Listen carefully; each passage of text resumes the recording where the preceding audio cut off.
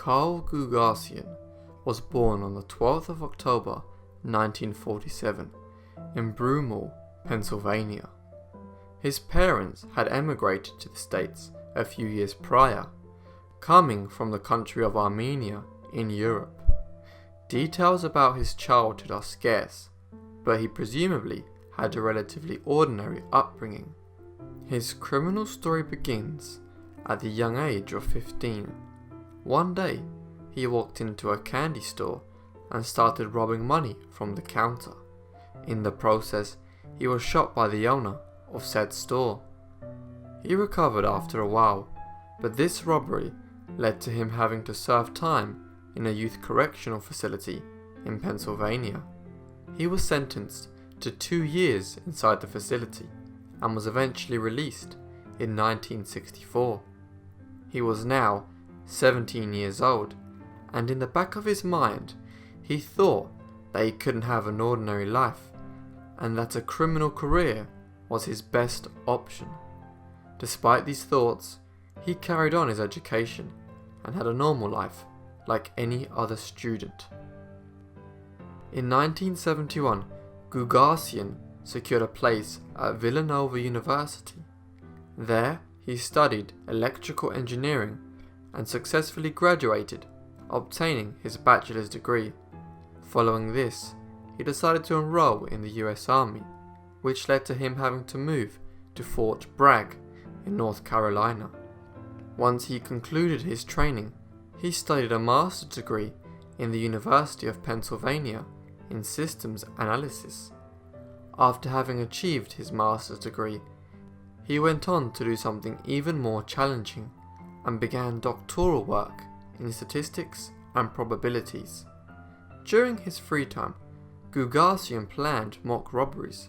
He had become fascinated by the idea of completing the perfect heist, planned and executed to the last detail. He also took up karate, and after a lot of training, managed to secure his black belt. Despite being intelligent and having received a high-quality education, he thought that it wouldn't be possible for him to get a good job. The FBI agent, Ray Carr, stated that Gugasian didn't know that juvenile records got erased, and due to this, he thought he could never land a decent job. Because of Gugasian's mindset, he never looked for work, and instead went on to become a master bank robber. With Gugasian having idealized becoming a bank robber, he devised various detailed plans to rob certain banks in the state of Pennsylvania. Although he had spent months planning a heist, he failed to execute it a total of 8 times, each time turning away out of fear. On the 9th attempt, he didn't back down and followed through with his plan.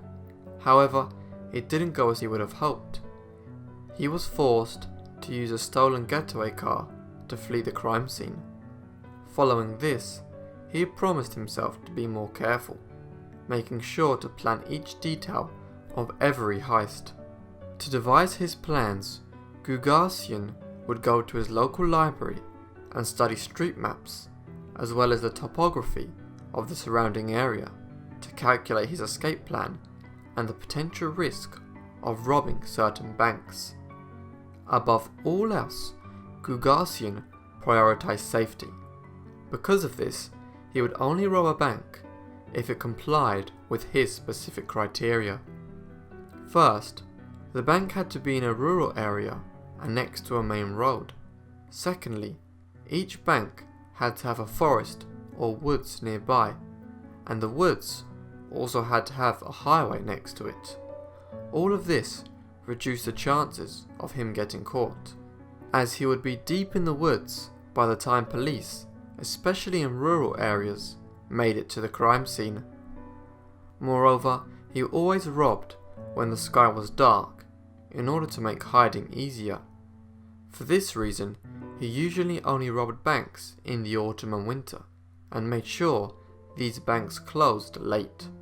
Once a bank had met the specific criteria, he made a stash within the woods, where he would hide any evidence that could link him with the robbery, such as money he stole and tools.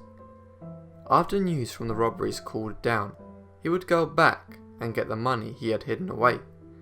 This was sometimes only a few days after the robbery, but sometimes he wouldn't collect the loot for months. Once he had a plan in place and his secret stash set up, Gugasian sat outside the bank for days, watching the habits of customers and employees. This allowed him to accurately predict where the employees were and what they should be doing while he was robbing the bank. Gugasian only ever robbed banks on Fridays, right before closing time. He did this to minimize the number of people in the bank and to maximize his take. Minutes before closing, he would enter the bank, dressed in baggy clothes and wearing a scary mask that looked like Freddy Krueger. His threatening disguise worked well, as no one could identify his physique, height, or race, making him a complete mystery man. In all of the years of his criminal career, only one witness managed to successfully identify the colour of his eyes. Gugasian carried a gun with him during the robberies, although he never intended to use it. In 30 years, he only used it twice. Once by accident, and a second time due to the lack of cooperation of a bank employee. Both victims were shot in the stomach, and both made a full recovery. Gugasian used it as a deterrent, waving it around, shouting at everyone inside to not look at him. Then he would jump onto the counter in a very dramatic way to startle the employees. He grabbed as much money as he could, and within 3 minutes he would be gone. Once he had exited the bank, he made his way to the woods under the cover of the night. Once he reached his secret stash, he left his money and jumped on his dirt bike, making his way out of the woods. Then he would store his bike in a van he had parked outside the woods next to the motorway. Afterwards, he simply drove away with no one having any clue as to who the robber was. In the 30-year period that Gugasian robbed banks, not once did he fail. In total, he looted more than 50 banks, earning himself around $2 million. He became one of the most successful serial bank robbers in American history and was nicknamed the Friday Night Bank Robber. With no accurate descriptions of the robber and no way of knowing his number plates, the authorities had no real evidence against Gugasian. They had no idea who the mysterious Friday Night Robber was, and because of this, all of his heists turned into cold cases. Near Gugasian's home in Randall, Pennsylvania, 2 teenagers were exploring the woods when they came across Gugasian's stash. They found several pipes that were sealed at each end. The curious teens broke the seal and looked at the contents. In the pipes were all sorts of things used for Gugasian's robberies.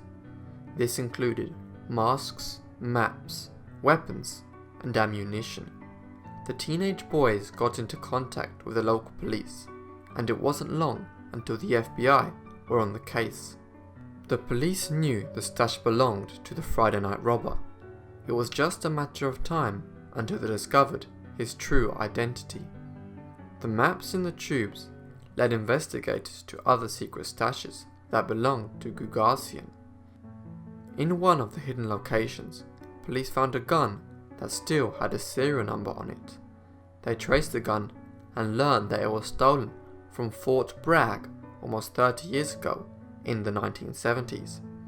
One stash contained a karate school brochure. Gugasian was a black belt and trained in a local dojo. Investigators from the FBI paid a visit to the dojos around the area and asked if they knew of anybody who was athletic, good with guns, and interested with the outdoors. Gugasian was named. With all the clues they had, the FBI narrowed down the Friday Night Robber to one suspect, Carl Gugasian. He was arrested outside of a public library in Philadelphia at the age of 56. All suspicions were confirmed when his fingerprints matched those that were found in the karate brochure at his stash. Despite having committed around 50 robberies, he was only tried for 5 due to the lack of evidence. Initially, he showed little remorse and believed that bank heists are victimless crimes.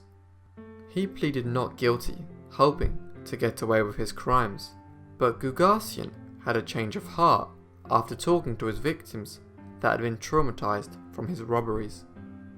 He changed his plea to guilty and began aiding the FBI in their investigation.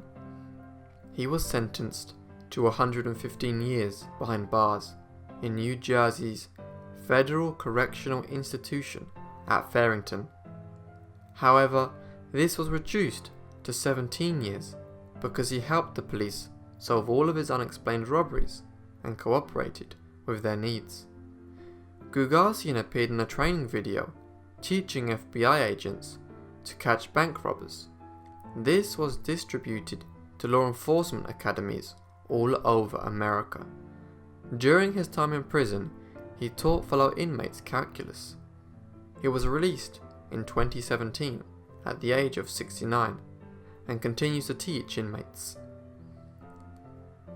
Thank you everyone for listening to this story on Carl Gugasian, the only story I've covered of someone that is still alive, my most recent video. If you like more recent crime cases, let me know, or if you prefer the 17th, 18th century cases, let me know in the comments below. That's all from me, so I will see you all in the next Forgotten Life. Thanks!